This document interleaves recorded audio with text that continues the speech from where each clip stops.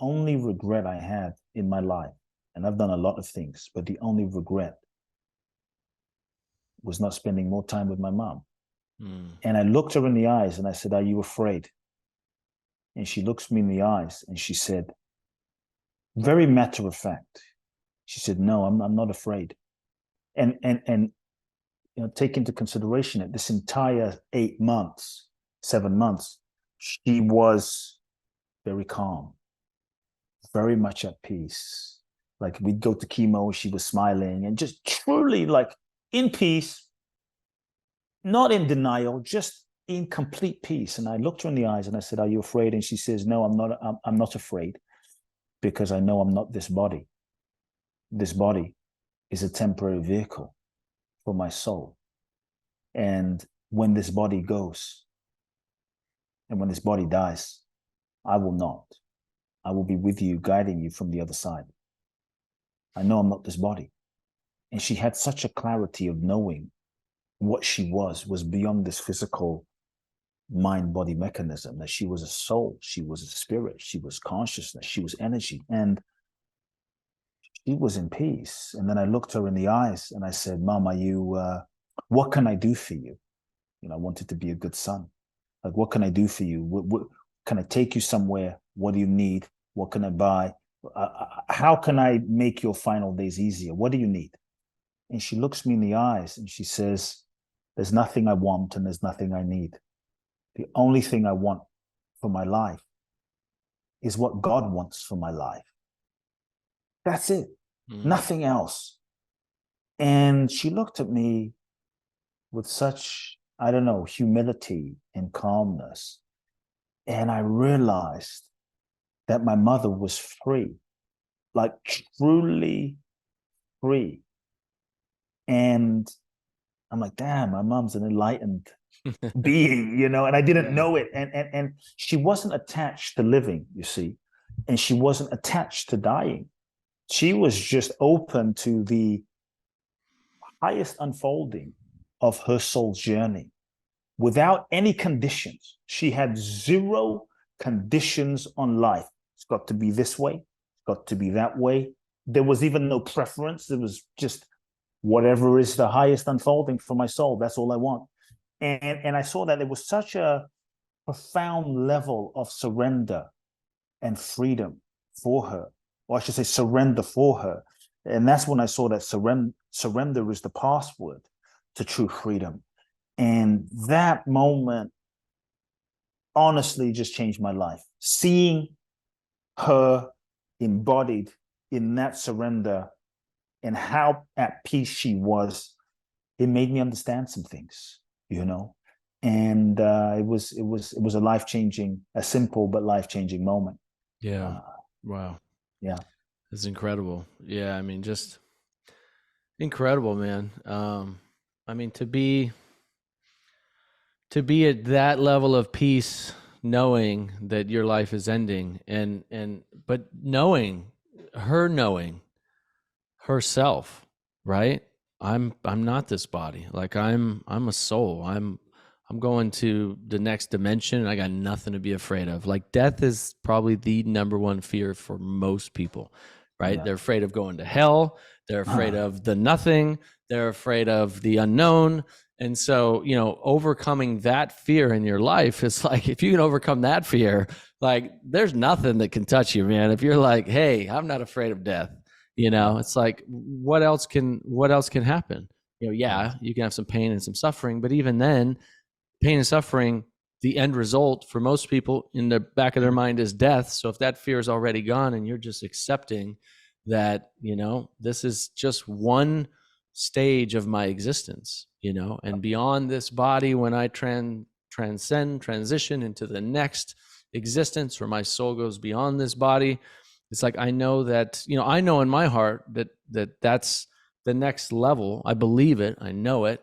The transition from here, whether you call it heaven or, the oneness or whatever, it's a beautiful place to be. I'm not afraid of hell or, and there's certainly a lot of religious people who think, well, If I don't do what I'm told I have to do, what the Bible tells me, then I'm going to go to hell. And that's a fearful place to live in, you know, and that's okay. That's okay. I mean, it keeps people trying to live a good life. But if that fear is always in the back of your mind, I don't know. You know, I don't know if that allows you to live. You're certainly not. Yeah, I think you certainly won't be free. Truly free. Free, like just how you're explaining your mother. 100% peace. Yeah. Truly free. Yeah, truly free to be who you truly authentically are. Yeah. You know. Yeah. Is that what you wrote? You wrote the book, The Magic of Surrender. Did you write it because of that experience? Yeah, I wrote the Magic of Surrender was not the book I wanted to write. It was not the book I thought I was going to write. I had other plans. I wanted to. I came up with a whole strategy of books I thought would be a bestseller. Tell God your plans and watch him laugh, right? Books I thought the publisher would want, books I thought my audience would want. And I had an entire whiteboard one day of brilliant ideas, and none of them felt authentic. None of them felt true and aligned. The only word that felt really aligned for me was the word surrender. And that's when I thought, oh shit, this is the energy. This is the book. And so I resisted, and I had to surrender to the book about surrender that was seeking to be written. And I saw that this book had a soul of its own, had a consciousness of its own. And this was the book that was seeking to be written. And I just surrendered to it. And that's when the magic started happening, you know. And, you know, and I think in our culture today, we have this idea or this misconception that surrender is weak, that surrender is passive, that surrender is giving up, it's waving the white flag, that if you surrender, you won't manifest your goals, dreams, and desires. If you surrender, you won't have that thing you want. If you surrender, you're going to be left behind. You're going to be taken advantage of. You're going to be a doormat. And I'm actually saying, if you truly understand the real power and the real essence of true surrender, maybe you don't get what you thought you wanted based on your ego's identity. But what if you got more? What if it was better? What if it was beyond what you could currently imagine with your limited mental personalities, egos, perception? Because the ego is very conditioned. And so what if in truly surrendering, you got more and it was better? And when I really look, and so I believe that surrender is the real secret to real manifestation, that it is the key to the next level of our lives. If you look at the truly great ones, Jesus, Buddha, Gandhi, Mother Teresa, Mandela, Martin Luther King, Bruce Lee, Muhammad Ali, you know, Bob Marley, many of these people, like, they weren't weak little people that were passive and sat around. But all of these people, I think, got to the point where they surrendered themselves to their soul's highest intention. They surrendered themselves to the divine, to life. And that's when they transcended their own human limitations and they tapped into another dimension of potential. And that's when I think life was able to use them. Life was able to express through them. Life was able to perform miracles through them because they weren't in the way.